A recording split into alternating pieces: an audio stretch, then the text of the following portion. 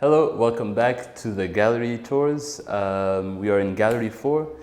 My name is Maxime, and we're going to be going on a little tour of the Bamum peoples.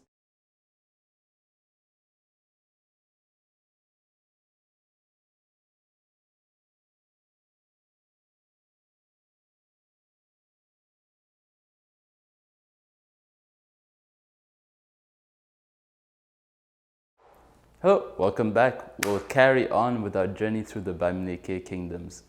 So we finished off with Sultan Njoya in the previous gallery, and we'll move on to work from his kingdom, the Bamum, and begin to explore the wider region and a lot of the traits you can find that are similar within those.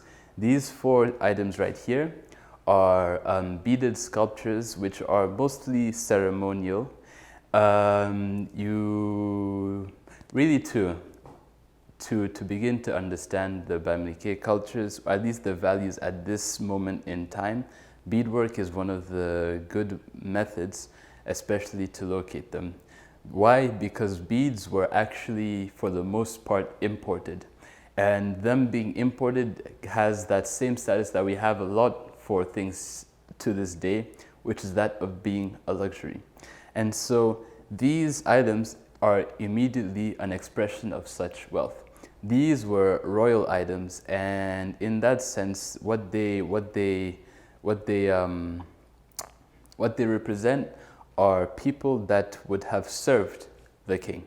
And this leads to another attribute, which is wealth in people, not just in material items, which is a value that is common, of course, throughout societies in general, but one that we'll focus on within the Bamum and Bamum cultures. So to finish with, to continue from that last point with the idea of wealth in people, what I would like to emphasize is wealth in people has to do specifically not with having a lot of servants, but rather with being able to sustain a population.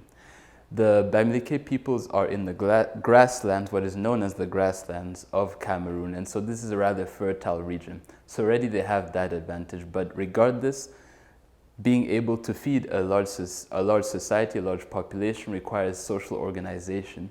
And one wonderful artifact of a well-organized society are artworks. So it's almost a full circle of how developed or how advanced, or whatever word you'd like to use, of a kingdom this is. And so his depiction of these people specifically, one, we have a pipe bearer.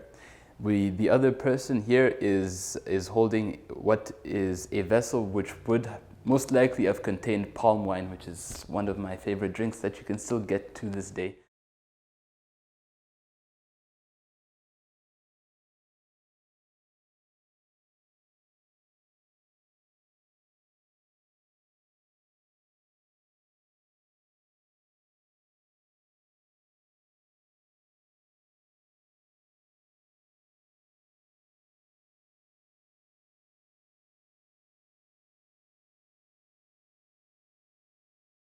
And these two individuals on the far right and the far left are depictions of twins, twins which were considered to be holy or somewhat divine, at least a blessing in that sense. And so by having this collection of characters, the king is not just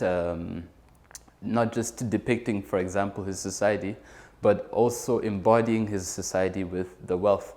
And moving on from there, especially looking at the wider Bamum peoples, one of the reasons these items would also have been made are especially prestige. A lot of these items are prestige items, which were actually common throughout multiple layers of society. But of course, the finest works were focused in the royal palaces. And so to connect the story of the Bamum peoples at that time, and also with King Njoya, one of the reasons these items also would have been even more highly regarded is that the bead workers that made these items were actually from one of the fellow Bamum kingdoms that he had conquered. These conquered peoples were specifically fine bead workers. And so to cap off this presentation on the beadworks, especially relating it back to King Njoya, not only were they an object of prestige, an object representative of his society, but they were also a sort of monument to victory.